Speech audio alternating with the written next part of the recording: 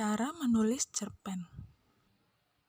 Sebelum masuk ke cara menulis cerpen, terlebih dahulu saya akan menjelaskan tentang apa itu cerpen. Cerpen atau cerita pendek adalah karangan yang terdiri dari 500 sampai 2000 kata. Oleh karena itu, cerpen sering diungkapkan sebagai cerita yang dapat dibaca dalam sekali duduk.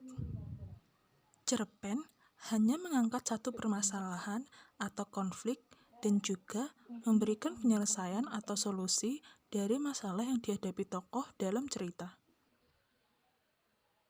Telah mengetahui arti cerpen, selanjutnya kita masuk ke struktur cerpen. Yang pertama, abstrak. Abstrak adalah gambaran awal dari cerita yang akan diceritakan. Abstrak bersifat opsional. Kedua, orientasi. Orientasi adalah pengenalan situasi cerita yang berhubungan dengan waktu, suasana, dan tempat dalam cerpen. Yang ketiga, komplikasi. Komplikasi adalah urutan kejadian yang dihubungkan secara sebab dan akibat sehingga menciptakan cerita. Keempat, evaluasi. Evaluasi adalah konflik yang menuju pada klimaks dan mulai mendapatkan solusi terhadap masalah yang dialami tokoh dalam cerpen. Kelima, resolusi. Pengarang mengungkapkan solusi terhadap masalah yang dialami tokoh dalam cerita.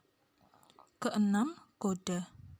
Kode adalah nilai atau pelajaran yang bisa diambil dari teks cerpen oleh pembaca. Selanjutnya, kita masuk ke unsur intrinsik. Sama seperti karya sastra lainnya, cerpen juga memiliki unsur intrinsik, yaitu tema, alur atau plot, setting, tokoh, penokohan, sudut pandang, dan amanat. Selain unsur intrinsik, cerpen juga memiliki unsur ekstrinsik. Unsur ekstrinsik yang pertama adalah latar belakang tokoh. Latar belakang tokoh dapat mempengaruhi jalannya cerita dalam cerpen. Misalnya, kondisi politik, ideologi, sosial, dan ekonomi masyarakat. Kedua, latar belakang pengarang. Latar belakang pengarang memuat pemahaman, faktor, atau motivasi pengarang dalam membuat sebuah cerpen. Tahap menulis cerpen. Tahap yang pertama, mengadakan observasi atau pengamatan.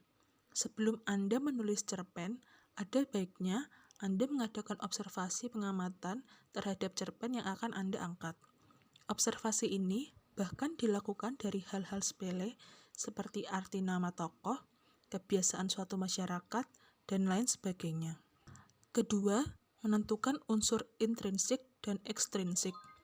Tentu, bila ingin menulis cerpen yang baik dan benar, kita harus mencari unsur-unsur intrinsik dan ekstrinsik pada cerpen yang akan kita buat. Ketiga, menulis cerpen. Bila semua tahap di atas sudah terselesaikan, Anda dapat langsung membuat cerpen dengan runtut dan sesuai dengan struktur cerpen. Keempat, menentukan judul yang sesuai dan menarik.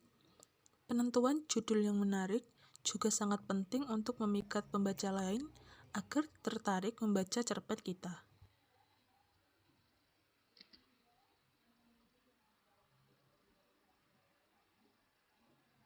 Terima kasih dan sampai jumpa.